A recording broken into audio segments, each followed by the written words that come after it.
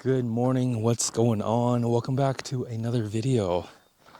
What a beautiful place you are at here, and a proper place to do an introduction to the new vehicle, to the channel, to our fleet, the ultimate Toyota Land Cruiser here. It is the Land Cruiser model, not the 1958. Those are pretty much our two options here in North America. It is in Heritage Blue. This is the color that my wife wanted, and it's got that gray top or whatever you call it. Everything is all stock on it. This is on its first adventure here in this beautiful alpine lake behind us here. We spent the weekend up here and wheeled it up here. The road's pretty gnarly. I would say I'd give it a 4 or 5 out of 10. And for it being everything stock, we had to be very, very careful about smacking the bottom of it. But anyways, this video is more of an introduction to the new car, to the fleet here.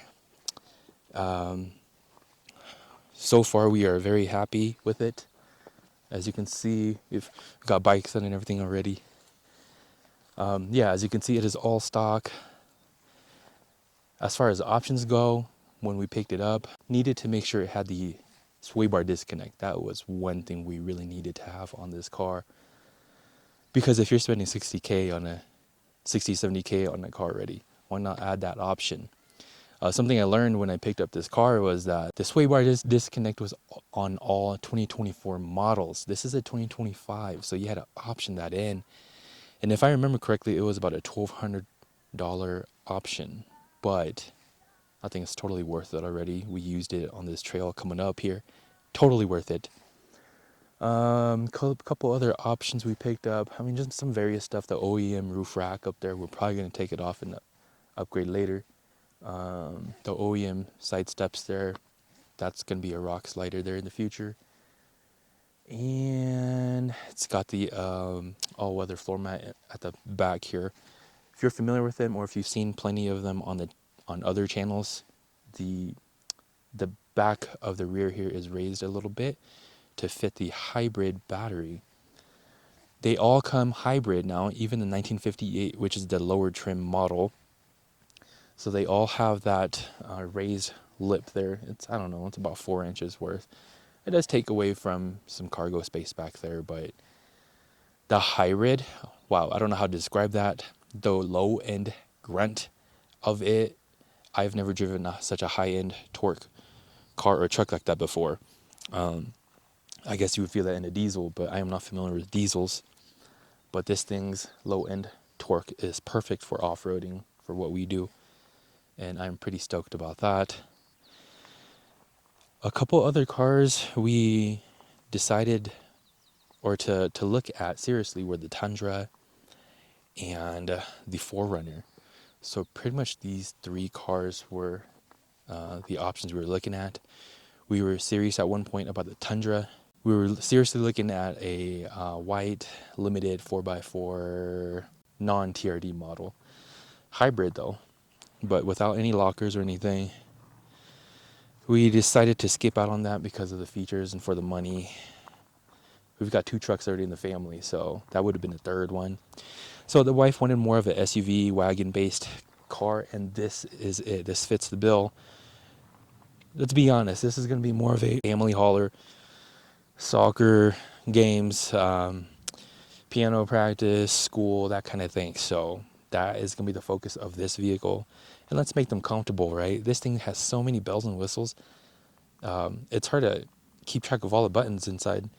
I don't even know all the features yet, but head on over to TRD John's because he has thorough reviews of this car and more. And I'm not going to go into that. But this thing, stock, is very capable already.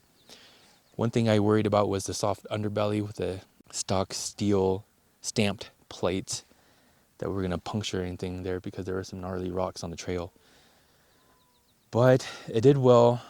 My wife was driving it. She said she maybe clunked it once and looked under, and there's no leaks or anything. So fingers crossed on our way back out, we clear those boulders. The stock mud flaps here, I might take them off, but surprisingly she said that those didn't even scrape as well, so I might leave them on. I like the functionality of a mud flap, but if it's dragging on rocks, they're gone. They're gone.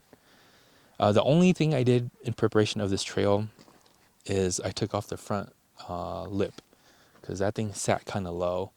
So I'm not too worried about gas mileage with this thing. It's going to be a fun vehicle. So what we did here is we took two cars. We took the Tacoma back there and then this car. Way more space. We could throw a bunch of junk in there and it served our family fine for this trip. Especially if it's just going to be closer trips or even farther trips in the future. If it's just a couple hours trip away from home, we'll probably take two of them just to be on the safe side because we're usually out solo adventuring. It's usually just the Tacoma, but if we have two vehicles now and 3 kids, it just makes life way easier for adventures. Anyways, that's pretty much it that I wanted to touch upon with this new car. Again, I'm not going to go through all the features, but just to know, dual locked and the sway bar disconnect. We get a range of about 300 miles on this car so far. We've only filled it up maybe twice since we've got the new car here, but 300 miles isn't a lot. The gas tank is rather small. I'm not the only one complaining about that. Other people are as well. But that's what extra gas cans are for, right? We'll make do with that. But for this trip, it did fine. Like the range of it did fine. If we did any sort of extended trips, maybe. The only downfall with this car is that it takes premium only. Anyways, that's pretty much it. Stay tuned, stay subscribed to the channel, and this car is going to be featured on the channel. Thank you for watching, and we will see you on the next one. Peace out.